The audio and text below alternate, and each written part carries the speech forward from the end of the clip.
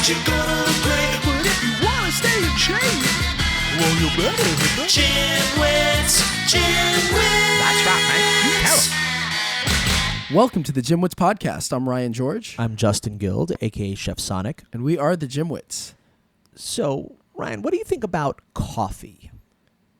Necessary. It's probably the first word that comes to mind. Well, besides just necessary, do you like coffee? Do you enjoy it? I didn't. Well, growing up, I didn't. But I guess who does? Not many people drink coffee growing up.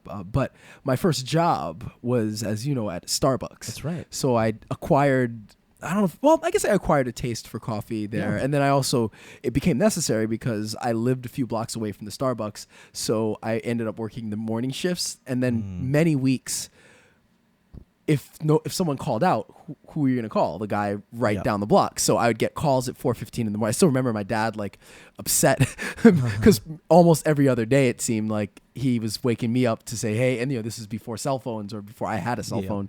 Not before cell phones, just before I actually had a cell phone. He'd have to wake me up to say, hey, they're calling you from work. They want you to come in. So it became necessary for me. And then now I drink way too much coffee. But to get back to the taste of coffee, we should probably do an episode on coffee. We haven't done an episode on coffee yet, but we should. I do like coffee now. So there's certain types of coffee that I like, and I'm able to kind of, to some extent, tell the difference between different kinds and the different types of tastes and flavors and stuff. And I've had the Kopi Luau, I think. That's the cat poop coffee. Yeah, you served me some. Yeah, that's right. I did, yes. Pretty good. It is good, actually. It's very good. It's like flowery. Legitimately good. It's not bitter. And it was good. I don't know if it's worth $30 a cup or hundreds of bucks per bag as it's supposed to be, crazy. But it was definitely pretty good. It's so just funny how coffee has really become America's drug. Caffeine. Yeah. We need it. Yeah. We need it to survive. That is true. Especially in cities where we work often many hours early, late, crazy schedules. So I'm not in love with coffee, but I like it. And unfortunately, when in need, I go to energy drinks, which everyone says they're bad, but I actually read up on it a little bit. It's funny because we're going to do some interesting studies later. Probably should have included this one, is that energy drinks are not necessarily that bad when consumed in moderation. They have, especially Red Bull, right? They have some vitamins, taurine, just decent stuff. And especially if you don't consume too much of it, it has basically the same amount of caffeine as a cup of coffee, or as a stronger cup of coffee. What do you think about that? I honestly, I don't. People don't tell know. you it's I think terrible. It really depends on what's in. I think that the big things are different types of energy drinks too. What's in it. Obviously, I think there's lots about caffeine being fine and coffee being good for you, but I guess a lot of it comes down to what else is in the energy drink. Yeah. They tend to be loaded with sugar, so that's another issue. Yes. And other chemicals. Always drink the sugar-free ones. Yeah. Which I'm sure that drinking the. I mean, you're gonna hear people that are gonna say there's bad, but I don't know that how true that is as far as just the sugar-free being bad. But that's the issue. So it basically comes down to what else is in the energy drink, how much caffeine, how much sugar is in it. But some of them were, I don't know if they saw, but some of them were being manufactured or produced with weird chemicals that were not good for you. But yeah, I mean, I definitely would drink an energy drink here and there. I don't know if it's just a psychological thing or what, but I don't feel the same effect from I like Red Bull. I like the way it tastes, but when if I need coffee or I need caffeine, Red Bull will do nothing for me. I can drink it and go right to sleep. Wow. Where I need a cup of coffee, but I think it's I don't know, because the same thing in the morning, I can't drink iced coffee. I have to have a hot coffee. I don't know what it is, but for whatever reason, Red Bull does nothing to me. Well, but anyway, why are we talking about coffee? Because that's not on our show notes for today. Well, we are going to include one in the show notes, and it's a competition I am performing in. It's called the Coffee Project. Okay. And obviously, we're in the New York faction of that. Basically, a bunch of artists, musicians, songwriters were invited to perform. And one artist who I work with, Bill Steely, had a song about coffee, and he was invited to perform. It was a competition, and we performed on last Monday, which was 2 days ago, and we made it through to the next round, the finals. So we will be performing on Tuesday which I guess will be. Let me check. I don't know if this podcast is going to go out before then. Maybe we'll try to. Yes, it always goes out on Monday, so could probably put it out on Sunday, but it'll be out on Monday. So, well, if you guys hear it, we'll be performing Tuesday. You're looking at August. Oops, sorry. Good call. Tuesday the 20th. 20th. Okay, so this will go out Monday the 19th, or Sunday the 18th. If you guys want to check it out, it's a coffee music project. I believe we will be. I think we're performing at Pianos, and that's in New York City. If anyone wants to come out, there was a lot of really great artists, and it was just a really fun time. So, and I hope maybe we'll win. If we win, we'll be pretty cool. Yeah.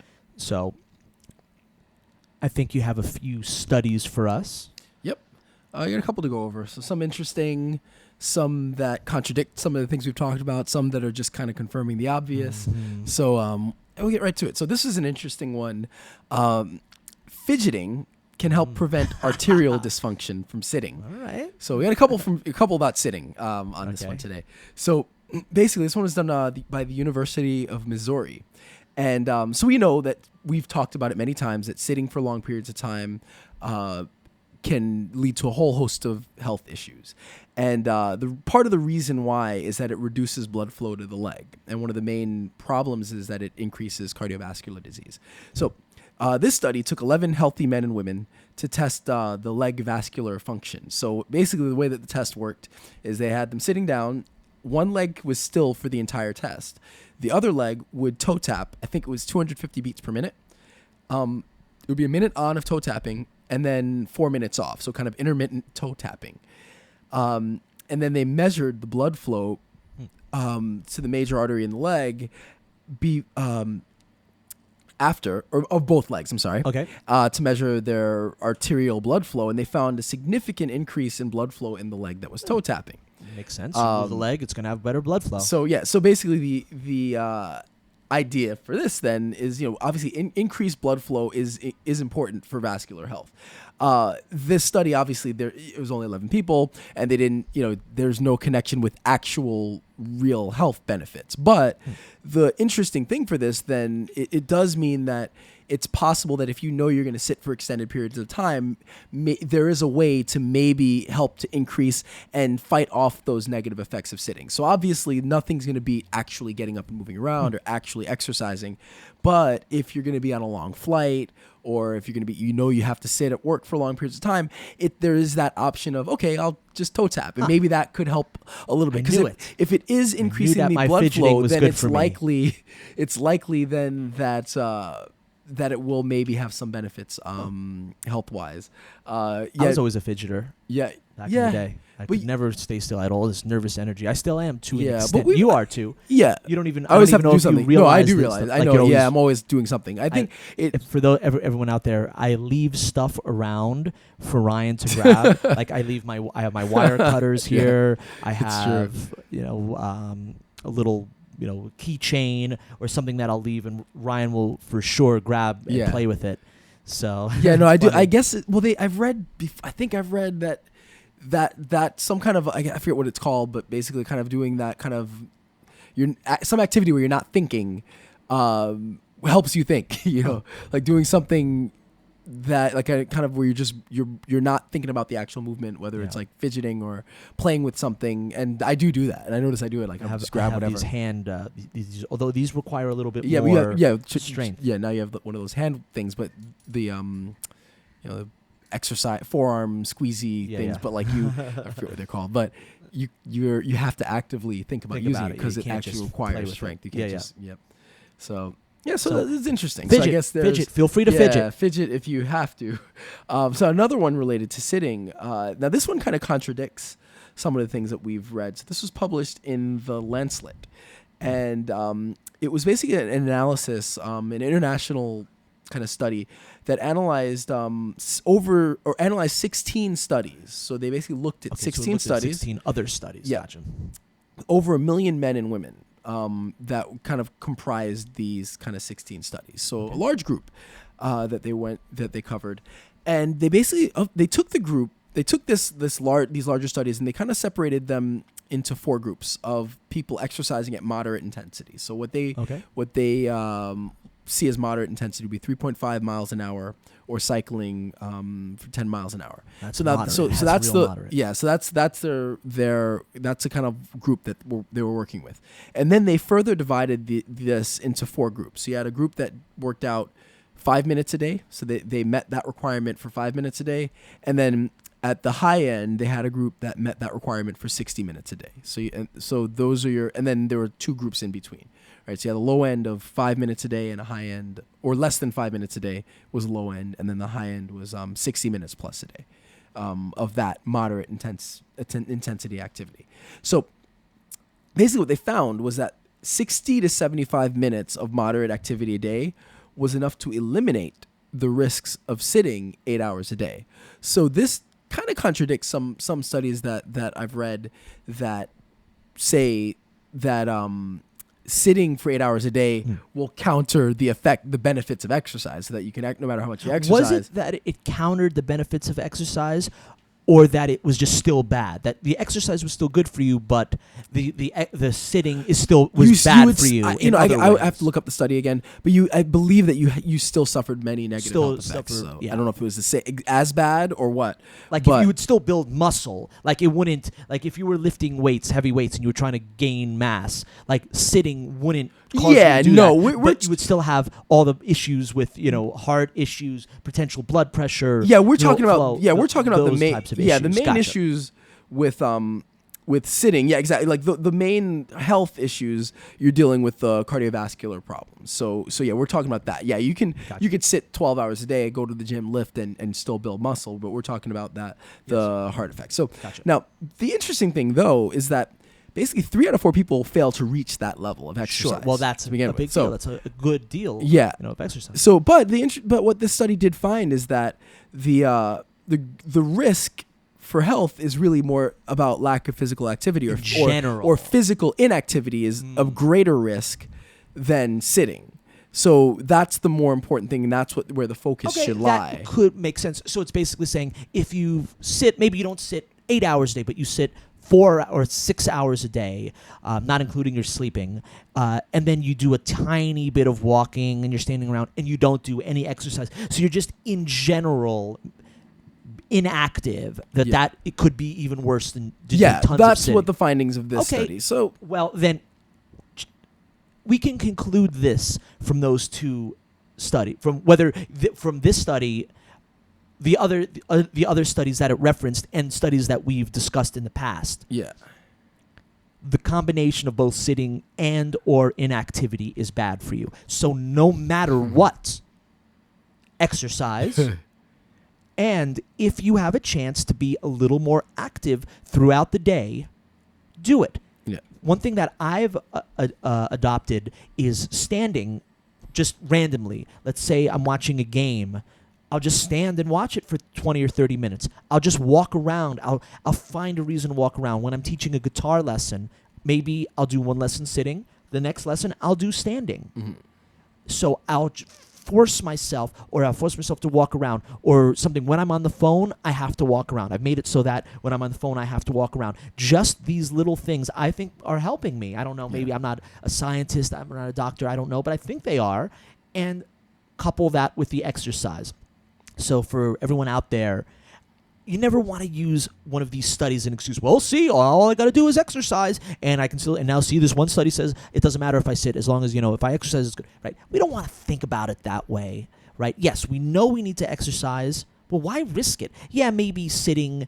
Maybe if you exercise an hour, the sitting might not kill you. But how is it going to hurt you if you stand up a little bit? If you stretch a little bit? Maybe you walk an extra block. A little bit. If you toe tap a little bit. There you go. Take a couple extra flights of stairs. Do something, right? It's going to help, right? And why risk it? Why risk it? If doing such a few little things could drastically change your health and give you extra years on your life and better quality of life, why not do it? Yep. Good. Well said.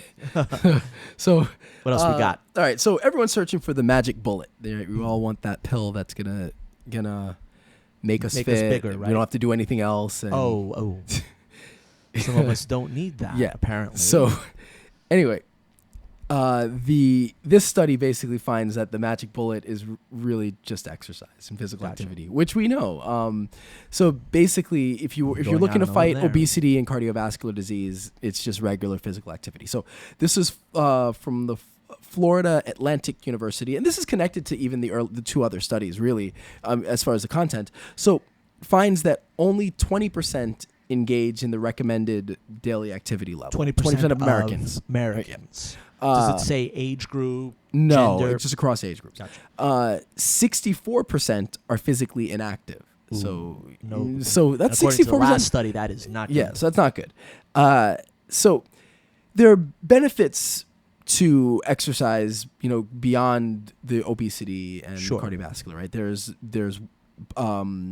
lean body mass, there's muscle, increased blood pressure, cholesterol, like triglycerides, diabetes, lower rate of heart attacks, cancer, energy, sleep, mood, sex life, cognitive, arthritis. There's so many benefits, right, to exercise beyond just weight loss and fighting cardiovascular disease. But the problem in our society, and we see this, right, when people want to lose weight or when they want to get, often the first thing they think is diet. Yes. So that there's a concern that calorie restriction is the focus calorie restriction becomes the focus of any kind of like quote fitness program or weight loss program, and it's more important to exercise, but that gets kind of overall health. Yeah, because people confuse your physical appearance with health. Yeah, you can't help it. If someone's thin or very thin, or doesn't have much fat on them, you assume they are healthy. You haven't thought, well, maybe they weren't very healthy and they went into some crazy crash diet where they restricted their calories to 600 calories a day. Yeah. And they lost a bunch of weight. That's not very healthy. Yeah. We don't look at someone and say, look at them. They must not be able to think very well because they're not eating right. We never think that, but it could be the truth. Yeah. We never think maybe this person is bones or their joints have now been affected based on lack of nutrition. We don't think that.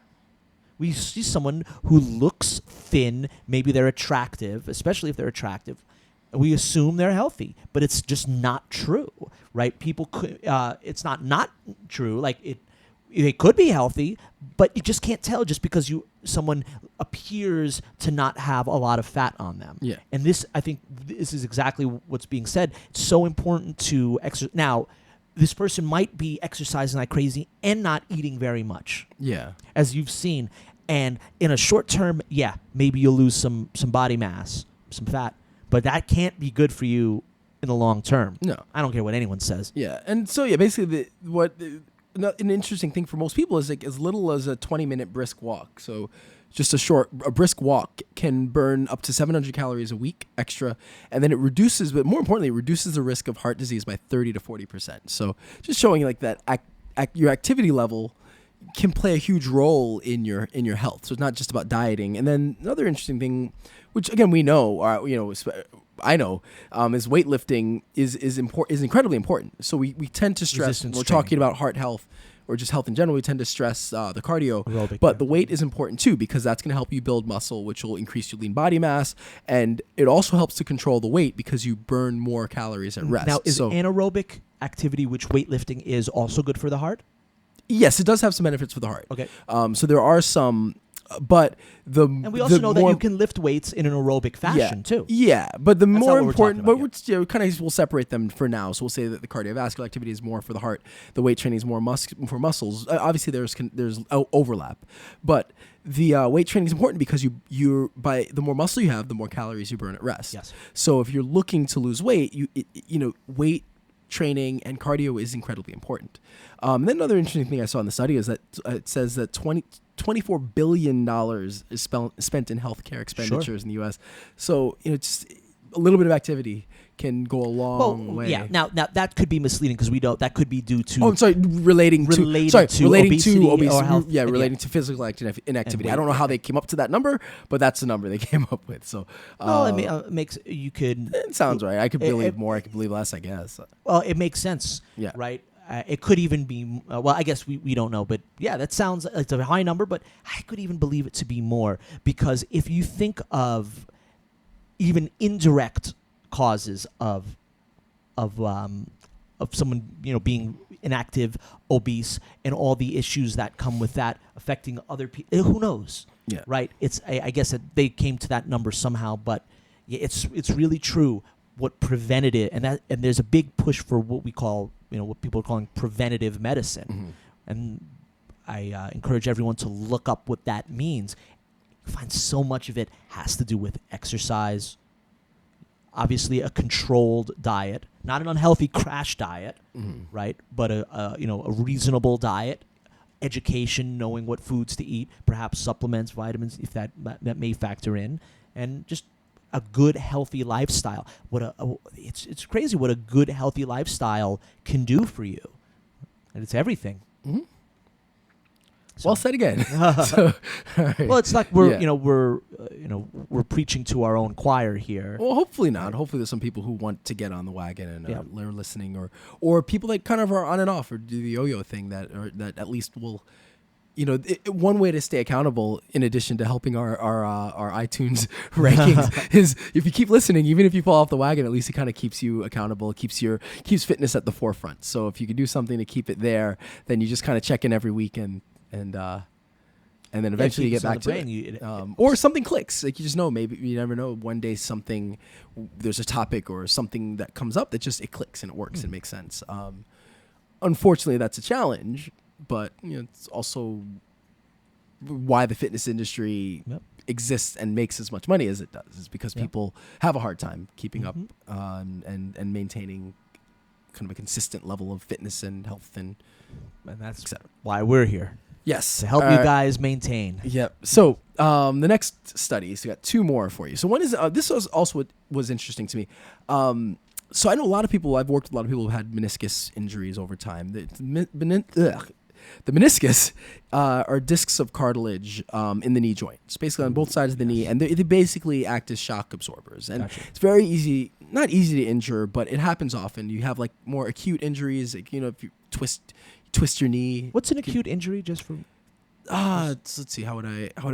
Something that happens like in the moment. I would say the best way to think of it is like if you're doing something, you twist your knee. Right, that happens in the moment versus like a wear and tear type of injury. So if you're, let's say, the other common injury and common way people do the meniscus, let's say you're a runner and you run a lot, whether it's a bad form or maybe you just have the cartilage is just not that strong. Whatever the case is, over time you're just going to deal with wear and tear. You wear and tear on the joints. You're constantly pounding on pavement, and the joint the meniscus starts to wear. So you've got the more acute injuries and you have those that are just kind of happen over time. So. Generally, the treatment is arthroscopic surgery, and as long as I've been training, I've met many people who've had meniscus problems, and they go in, they get arthroscopic surgery, and then it's one of those words that's hard to pronounce, and then it makes it harder to pronounce when I start thinking about it. But you get the surgery. It's for the most part, it's minimally invasive, and you're back to working pretty quickly. I think it's it's a surgery where you're not on crutches. You're walking right away. You can get back to exercise pretty fast. But basically, this study is saying that physical therapy is just as effective as therapy. I mean, as surgery. So this one was done in Denmark or Norway, but it was 140 patients in Norway and Denmark, and they basically kind of randomly chose to go into two groups. One group was for surgery, and one group was for the physical therapy, and what they found was that at the end of a year, I believe. At the end of 2 years, there was similar progress in both groups as far as like pain, function, and symptoms were concerned. So the progress was essentially the same in both groups, except that the therapy group actually had more physical strength in the knee. That makes sense. Over that time. So, I think the therapy group it was 2 to 3 times a week of PT over 12 weeks versus, again, the arthroscopic surgery for the other group. And so basically the only thing that the study noted is that, and basically the results or their conclusion is that, physical therapy is going to be just as effective for meniscus tear. And since it's such a common injury, that's good to know, because commonly again, the treatment is right away surgery, and most people I know that have had that type of an injury have had the surgery. So it's good to know that there is that option, which can save on healthcare costs. I suppose so, but I am going to be a huge skeptic. Why? Of this one, because I am always, and there's a lot of people that disagree with me. There's a lot of people that are not into Western medicine. They do not like going for procedures. They're scared of them. I am a big fan of case by case talking to your doctor and not just reading a study that encompasses someone that is not you and looking at your issue. Are all meniscus tears the same? Well, we agree on that. I think obviously if your doctor... Yeah, it's great that there's another option. Now, if your doctor says PT or surgery are equally as good, that's great. And then you can say, oh, well, the study also said that. But things get for me into an uncomfortable territory when someone reads a study or they read something on WebMD and they come to their doctor who's a professional in the field and has done tons of surgeries and knows this patient particular and knows how each individual case is different, and someone comes in and says, well, I read that this study says PT is just as good. Or I read on WebMD that you don't have to go for surgery if you don't want to. You've got to look at the source of the study, who's involved, what There's nothing to do with parameters whether of the study is not good. The study could be perfectly legit. Okay, it's just that it's a different case. Nobody is. This isn't a study. Like, this isn't like some quacky, like rub some kind of oil on your knee and it'll get better. So we're talking about legitimate form, legit. So it's not like an anti-Western medicine thing. It's a legitimate physical therapy versus surgery. It's like anything else. Where, like, for example, any kind. There's some situations where there was a treatment for some kind of an injury or procedure that years ago would have meant you're on crutches for 6 months and they have to go in and like destroy your knee for whatever. Yeah. And now it's a little, you just go in, you zip and you're done. Yeah. So that's just medicine. Yeah. The same thing with this, meniscus tear. It's not, to begin with, it's not an invasive surgery. It's not something where they're going in reconstructing your knee. So I am not too skeptical of it. Plus, I'm not skeptical of the study. The study sounds perfectly fine and legit. Yeah. My whole thing is when people read studies or what someone else says in a context that is not their own. But that's a whole different thing. So, yeah. So you're thinking of something else. You're thinking of the situation which I know doctors and physical therapists who go through this all the time, where somebody reads like they have some weird symptom, they go on WebMD, they read it, and they're sure that they have that problem, or they are diagnosed with something, and then they go online and they go through that rabbit hole and they find, well, what's the treatment? So that's a whole different thing. I think, obviously you have to, at the end of the day, you have to trust your doctor or your therapist. And if you don't, then you can go get a second opinion, but they're an expert for a reason. So obviously, if you go in and they say you have a meniscus tear, but and actually there is the one instance where surgery is recommended, even according to this article, is for if you're young. So if you're young and you have an acute injury, they do say it's good because it'll help you continue with your sports. So that's one case where it is recommended to get the surgery. But in general, if you do have a meniscus tear and for whatever reason the doctor says, I think we need surgery, you listen to the doctor. Maybe it's worth it to get a second opinion. Maybe it's worth it to say, hey, I've been reading, and you can engage in a dialogue with your doctor. But at the end of the day, the other issue is, and this is a larger issue that we obviously with these studies we find, is that things change constantly. Mm-hmm. And sometimes the actual professional is behind on what the more recent research is. It's hard. Even for me, I'm constantly, part of going through these studies is to learn for myself, because everything's changed so quickly and new things come out. And then I'll tell somebody one thing today, and then I'll read a study in 2 weeks that's going to contradict what I'm telling. And so what's right, what's not right, and how much are the doctors or therapists keeping up? I don't know. That's an individual thing. So I think in some way, it is good to engage in that dialogue. It is good to say, hey, I read this study that came out. Can you tell me, what do you think? Do you think, is surgery really necessary? Is it not? So yeah, I think we're on the same page with this, but I don't think, I wouldn't be too skeptical. And even like the group that put together this. No, I'm not skeptical of the. I'm not it includes skeptical orthopedic of surgeons, the, it includes study. physiotherapists. So the study is not. That's not what I'm skeptical of. The study, I'm sure, is great and makes perfect sense. My whole issue is the way people use studies and use information. Yeah. Well, yeah, out of context. Yeah, but that happens all the time. Yes. And I mean, it's just that's part of it, fortunately or unfortunately.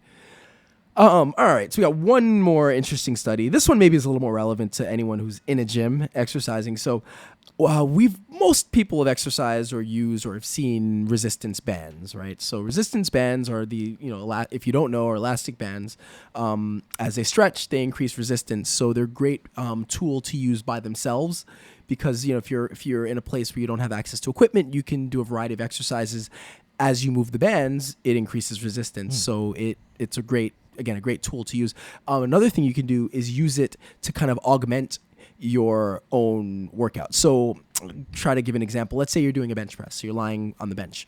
If you have some kind of mount or something to secure the band on the floor, you can hook a band up to the floor and then wrap it around your bar. So as you're pressing the bar, you have the added resistance from the band. The band's pulling down on the bar. So there's this extra bit of resistance. So basically this study was trying to look at the benefits of using a resistance or elastic band with exercise. So the study took 8 rugby players and 8 recreationally trained people or subjects. And they worked out under 2 conditions. So first was a bench press, regular bench press with like I described, but without the band, at 85% of their 1 rep max. So basically what that means is if you take whatever the heaviest weight you can do for 1 repetition, it would be, then they just do 85% of that number. The second condition that they worked out under was the same, but they added an elastic band. Now, what they did, it was still 85% of the 1 rep max, but the band would account for 20% of that. So you would kind of take, if the weight on the bar, let's say, would be 20% less, because the band would cover 20%. So you're still at that. Technically, they still should be at about 85% of their 1 rep max, but with the band included. So what they found was an increased range of concentric movement with the elastic band. Now, what that means basically is that there was as you accelerate the bar, it's not moving as fast, but the range that you're actually working, you have more range to work with. So I didn't describe that well at all. So when you lift a weight, if I press the bar, as you approach the top of that press, you have to start to decelerate the bar. Otherwise, you're going to throw the bar up, right? So as you start to decelerate, during that little last portion, you're not working concentrically anymore. You're kind of taking a little bit off. You're slowing down to pull the weight back down. So by adding the band, that deceleration happens later in the movement. So you increase the range with which you're actually producing force, right? Does that make sense? Yeah. Okay. So you have an increased range, increased concentric movement. And the athletes, they found 35% increase versus, or 35% increase in strength versus the non-athletes. So maybe it works a little bit better for if you're athletic, but still helps you if you're sure. I mean, sorry, it helps more if you're an athlete participating in the sport, but if you're just a recreationally trained person, it's still going to help you. Okay. So basically they found that this is it's really good. It's good for athletes. If you want to train for strength and power, then augmenting your kind of training with this resistance band can actually provide some benefits to your strength. Now, do you think it's the fact that it's the resistance band itself, or it's that a variation?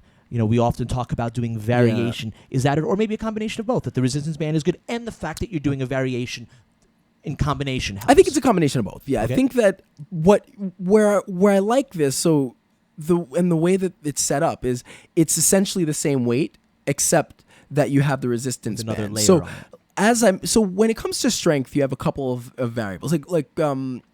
strength is you're just lifting a weight, right? Yes. It's like you're moving a weight.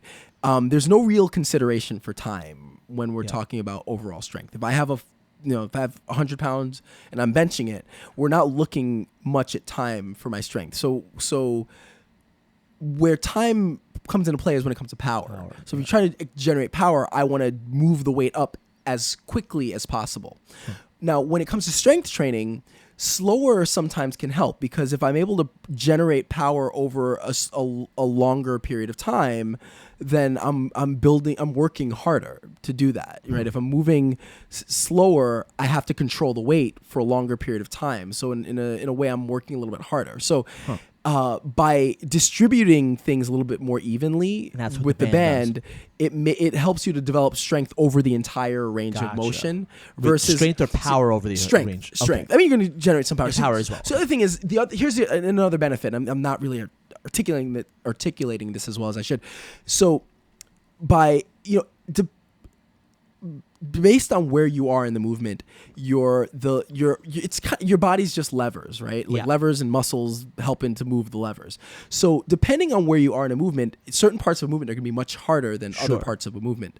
So when you're doing a free weight exercise, you're kind of part of it to account for is like your joint angle and how that's going to help you move, with the movement.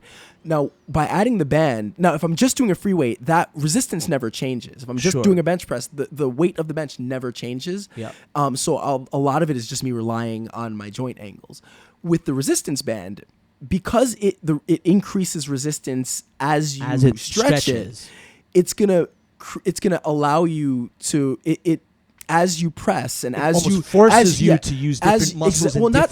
Not necessarily different muscles, but as different angles, so different with the parts bench press, of your as strength. you press up, you increase your kind of mechanical advantage. So you become, your body is in a better position to bench press as you extend forward as you extend up on the bench press. Gotcha. So by increasing the resistance of the band, you're making that movement harder as you increase. So it kind of in a way changes to the some exercise extent a little bit. It offsets the increased mechanical advantage. So thereby kind of giving you a little bit of more, you're working a little bit harder throughout the movement. So probably should have thought about this or thought about how to explain this better. But basically that's what it is that the band just allows you to work a little bit harder throughout the movement, because instead of giving you that load right off the bat, you're increasing the load as you go, press, which makes the movement a little bit harder. So now the band to me it resembles cable. What's really why not say, well, what's the deal? When I even do a band, why don't I just do it with cable type press? Like the cable crossover machine, right? Something like that. Yeah. So that's a good question. So basically, again, the main difference is that the band increases resistance as you're going through the movement, right? Cable's always the same. Now, the benefit of a cable is the angle that you're moving at. So again, when we're doing free weight training, if I'm doing anything with a free weight or body weight, then gravity's gonna anything going up, you're working. Right? If I lift the dumbbell as I go up, I'm working. So the direction of resistance is always down, right? Is always perpendicular to the floor. Yes. So that's always the direction of resistance. So in some exercises, that makes it challenging to perform. You have to contort your body and put yourself in awkward positions in order to do the exercise to work the muscle that you want to work. With the cable, the benefit of the cable is you can set the machine up at an angle that maybe is kind of advantageous to working whatever body part you want to work. Right? If I want to work my chest, you can go forward. I can have to go up rather than lying back. Yes. Yeah. Right. So anything with free weight, I have to go up. So if I want to work my back, I gotta pull up. If I want to work my shoulders, I gotta press. So anything you want to do, you've got to put your body in a position to work the muscle. If you're using a cable, you can set the cable up in a position to work the muscle, which can be beneficial for a lot of different exercises. It increases the angle. Also, like the part of how a muscle works and working a muscle maximally is the angle that the muscle fibers are kind of situated, and if that's running in line with the angle of resistance. So this gets a little bit more technical, but if I really want to maximize the angle, if I want to really maximize like my bicep curl, then I'll set the cable up at an angle that's, that relates to the angle that the fibers are running. And not every muscle has fibers running exactly the same direction. But there are ways to like maximize your work based on where you set the cables up. So that's one of the benefits of having a cable machine. But it's completely different from bands because again, the bands increase the resistance. Would there be a way? You know what I'm thinking? No, I don't. To do both cables and bands. To combine that. Oh, well, I mean, I guess so. I guess you can attach a band to the rack. Would there be a benefit to that as well? I mean, I under guess the same principle? Sure. This principle, the idea is that, as far as I know, I think the idea of the benefit of the band kind of augmented exercises is that you increase the resistance you kind of gradually increase the resistance as you go through the range of motion. So you just get a more even strength output throughout the range. So I would see like theoretically it should apply to any type of exercise that you're doing, any type of strength might exercise. Be getting a little off topic, but what is your opinion on? I guess it's similar. It's related on alternative weights, like for instance, the chain, like putting the two chains on a bench press. Is that really any different from doing weights, or maybe combining like you putting bands on your arms and doing a free weight, which is like you're using the bands, the resistance, and you're combining. Anything can be beneficial. I think that as long as you're not injuring yourself, anything can help. I mean, the chains kind of apply the similar theory as the bands, right? Like when you have if you're benching or squatting with chains, although they're not as you go up the chain. Assuming so again, the idea here would be, let's say you have a bar and you've got chains attached to it, but the chains kind of are on the floor. As you go up and it elevates more and more chains off the floor, theoretically the weight gets heavier and heavier. So as you go up through the movement, again, you're adding resistance to the movement, making it harder as you go through it. So chains kind of, in theory, work very similar. The idea of using chains would work similar. But again, any modality is fine as long as you're doing it safely, and it adds variety.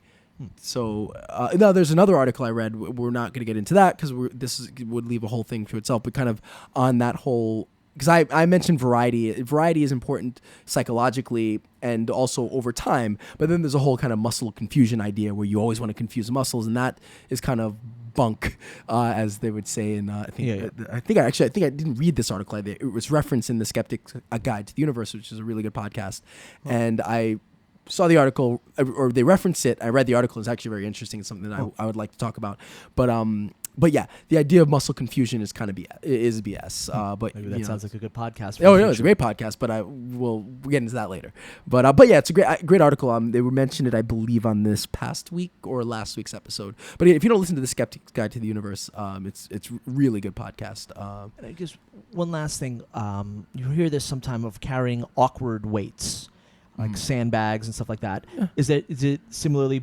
Do you find, is there benefits of trying to lift a heavy bag? Sure, something that's really hard to carry. Yeah, they all have benefits. It depends on what the application and what your goal is. If your goal is just hypertrophy or building muscles, you probably will be more effective just doing traditional weights.